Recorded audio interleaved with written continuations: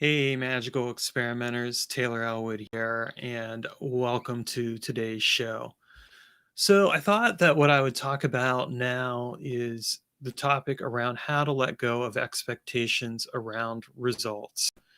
And this came up a few weeks back when I asked, what some of their challenges or what questions they had around, my spiritual practice. And this was one of the questions that came up. So, how do you let go of expectations around magic and around the results? And I think this is a really important question that needs to be explored because a lot of times people get really caught up in the expectations that they put on themselves and the expectations they put on magic. And sometimes they don't even realize that that's becoming their own block. Now, before we get into that, if you're watching this video and you're finding it interesting, click the subscribe button below and click the bell notification so that way you know when I go live with these things. All right, so let's look at the problems that occur when you put expectation into magic. You have this magical working that you've decided you need to do. You've defined a result that you know you want to get. And you go and you do this magical working. And whether you realize it or not, you bring some expectation into it around the result. And then you either don't get the result or you get the result, but it doesn't live up to the expectation that you have. And now you're feeling some real disappointment and stress, and maybe you're even wondering if magic really works or not. That's kind of the worst case scenario when you bring expectations into magical workings, but I've put it in there purposely because I think it's worth calling out. When we bring expectations in, what we're really trying to do is we're trying to be in control of everything that is occurring around this result that we want to get. Now, some people will tell you not to define your results, but I disagree with that idea. I think it's actually good practice to define your results. Instead of going for something vague like, I want a job, like, because let's be honest here, if you say that you want a job, that's your result. Any job will do. Get specific about what you're looking for. Being specific and defining what you want is not putting an expectation on it. It's actually setting you up to recognize what the ideal opportunity for you is. For example, if I were looking for a job, I would be thinking like along the lines of, am I getting health insurance and benefits? Am I going to get some type of matching retirement? Am I going to be working with people that I like? Is my boss going to be someone I can, connect with and who I can bring over to my side? And how much money am I going to be making? These are things that I would definitely define in my result, and I don't think of those as expectations. But so defining your result in and of itself is not an expectation. And speaking as someone who has advocated this approach for defining results, I can tell you that when you define your results, you get better results because you know what it is that you want to manifest. But here's where we get into the expectation factor. Let's say your expectation is that you have a very specific job in mind that you want. You want that specific position over at Corporation X because that's your dream job. Well, that might be unrealistic on your part. That's you putting expectation on the magical working. And sure, you could say, well, Taylor, I mean, if you're saying to define the results, why not define it to that level of specificity? And my answer to that would be define it to the level of specificity that you know what you're looking for, but don't get so specific that you roll out the possibilities that could come your way. That job that you think you really want could actually have a nightmare boss and people that you don't want to work with. So maybe it has your ideal income and great benefits, but it doesn't have the other things that you're looking for. This is where expectation can get in our way because our expectations are delusions, if you will. They are something that we get so invested in. Like, I expect it to be this way. I want reality to be this way. I want things to be under my control. When we bring expectations into situations, we create stress and pressure for those situations. Think of it too in this way, and I'll use this as a good example. Think of a romantic relationship. If you bring expectations into that relationship, I guarantee you those expectations will damage that relationship. And how do I know that? Because I've done that very thing.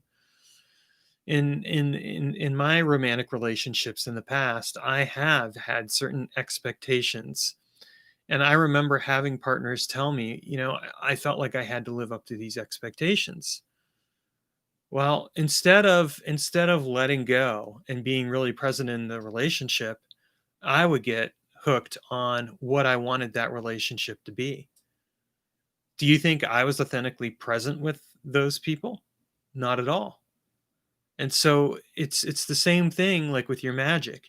If you're getting so hooked on the expectation of what you want, you're not actually paying attention to the experience and being present in the experience. And this is important because sometimes with magic, we have to let go in order to have control. What I mean by that is that you have this fixed idea in your mind as to what you want to achieve. And you've decided, this is what I want. Great. But then you start putting expectations on how the magic's going to perform. Like you're like, okay, I want this specific job, and I want these things to manifest at this time in this place. And it doesn't always work that way. In fact, most of the time it doesn't work. I think one of the interesting paradoxes that magicians in general have to come to grips with is that when you're doing a magical working, you are, yes, you're putting out that working into the universe in order to get your result, but you're also having to let go of control to some degree. You're having to let go of expectation. You've done the working, and you just have to let it work and do its thing. And that's a hard thing to do because a lot of times, we'll do a working and afterwards we'll obsess with the result. We'll be like, well, when is it coming? It's like we're like a kid on Christmas morning waiting to unwrap those gifts. Yet I can tell you from experience that the more you obsess and focus on something that you want, the further away it is, because the more you long for it, the more that you drive it away, because you're still putting energy into it. You're not letting it go and letting that energy work its way into the universe and manifest the result for you. But when you let go and you release that obsession and that fixation and that expectation, then you're able to be present with it and allow the magic to work. And that's when the change and transformation comes into your life. Another key aspect here is that expectation blocks and limits transformation and change. So if I have an expectation around something, I am limiting the opportunity for the magic to work its way in my life and to bring about the necessary change and transformation that has to occur both externally and internally. Because we necessarily need to change ourselves, and we will change as a result of doing the magical working. And the universe around us, the world around us, whatever, is also going to change because we're putting that energy out there. But if we're saying, well, I want things to be this way and it has to be exactly like this, and I'm going to put these expectations into it, what we're doing is we're really blocking ourselves. We're getting in our own way, and we're stopping ourselves from being fully present with the necessary changes and transformations that need to occur.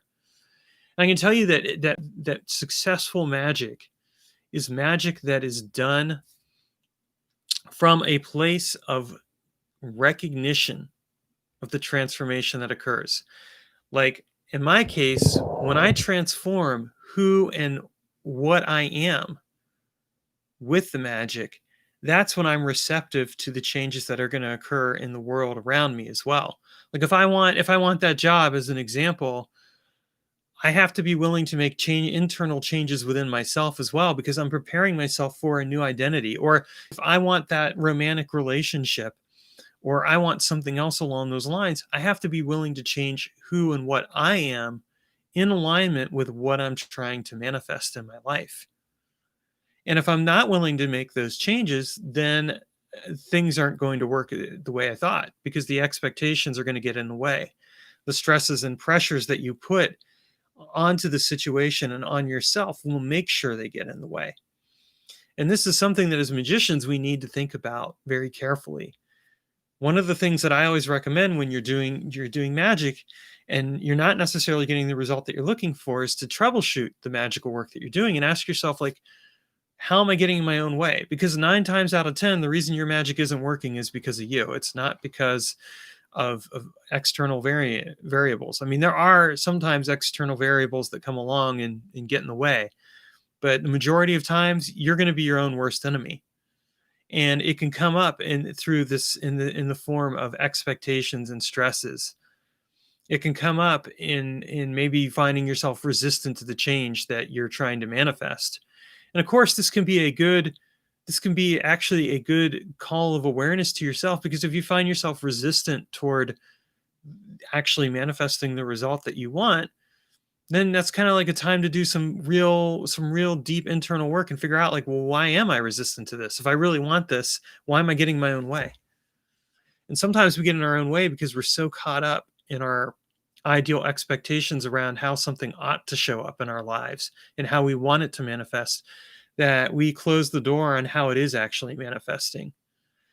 And there can be good reasons for that. I mean, it's not always a bad thing to not get a result that you want, if in hindsight you realize that maybe you really didn't want that result after all. But if you want to manifest the results, you have to be able to recognize when you're getting in your own way. Recognize when you have expectations that are setting yourself up to fail.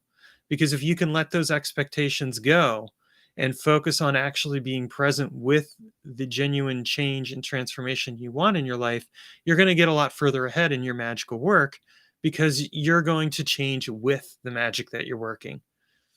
And a good way that I like to phrase this is to remember that, like, when you seek to shape the universe and the world around you with magic, remember that you are also going to be shaped by the magic that you work. You know, we don't have results manifest in a vacuum. They manifest as a result of the work we're willing to do and the changes that we're willing to undergo. And I think that this isn't stressed enough in magical practices and teachings, because a lot of times people are just like, well, I want that thing over there, or I want this, or I want that, especially in this era of situations where a lot of people are often using magic to get something that they want in their life. The thing that I would always tell you is, hey, don't just focus on what you want in life. Ask yourself what you're willing to do to change for it. Ask yourself what you're willing to do to work for it. Because if you really want something, you better be 100% on board with the changes that are going to occur in your life. And if you're not, then you shouldn't be doing that magical work. And I'll use a case in point. This is a mundane example, but it's a good one. I had recently been learning about virtual summits because I was trying to decide whether or not I wanted to do a virtual conference. And I ultimately came to the conclusion that I wasn't going to do a virtual conference at all. And the reason why is because I realized that there was a lot more work involved in it than I wanted to do.